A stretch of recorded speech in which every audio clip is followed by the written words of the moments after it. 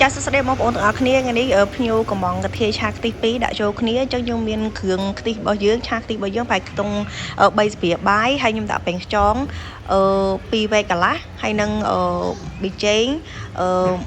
កន្លះស្ព្រាហើយនឹងស្ករមួយស្ព្រាហ្នឹងហើយខ្ញុំអត់ដាក់ស្ករច្រើនទេណាបងប្អូនណាចាហើយកាធា2នេះគឺដូចជំរាបបងប្អូនអញ្ចឹងគឺយើងស្រុះវាមកពុះចោលសិនណាចាបាទយើងយកមកឆាអញ្ចឹងមកហើយយើងចាក់ទឹកបងប្អូនចាក់ទឹករៀងច្រើនតិចទៅដើម្បីឲ្យកាធានឹងរៀងផុយតិចណាបើសិនជាកាធាយើងស្វិតយើងដាក់ទឹករៀងច្រើនហ្នឹងហើយរៀងច្រើនហ្នឹងហើយមើលទៅឲ្យវារៀងផុយតិចទៅណាងឲ្យវារៀងផុយទៅហើយអានេះខ្ញុំដាក់រៀងច្រើនគួរសមដែរហើយនៅពេលដែលវាពុះយើងនេះជោគវាត្រឡប់អញ្ចឹងទៅហើយពងដាក់ពីលើអញ្ចឹងទៅបងប្អូនកុំឲ្យវាបែកដាក់ចូលទៅក្រោមវាបែកហើយ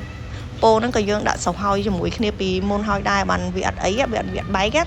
ចាហើយបងប្អូនដាក់អញ្ចឹងទៅហើយខ្ញុំប្រើទឹកដោះគោស្រស់កូនក្មេងហ្នឹងអង្គមៀលយើងហ្នឹង2កំប៉ុងចាព្រោះយើងប្រើកាធី2ដាក់2កំប៉ុងណាចាដាក់2កំប៉ុងចូលទៅហើយបងប្អូនគ្របទុកវាឲ្យវា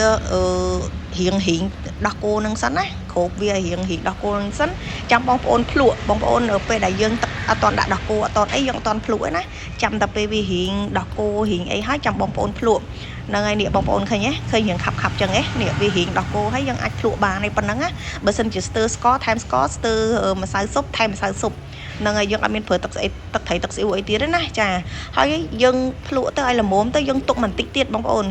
ទុកបន្តិចទៀតដើម្បីឲ្យវាគេហៅដាច់ទឹកជាងហ្នឹងណាឲ្យវាដាច់ទឹកជាងហ្នឹងបានវាចាប់ជាតិនេះបងប្អូនប៉ិននេះល្មមប៉ិននេះនេះឃើញវាឡើងខិចឡើងខ្លាញ់ដល់អីអាហ្នឹងវាដាច់ទឹកល្អ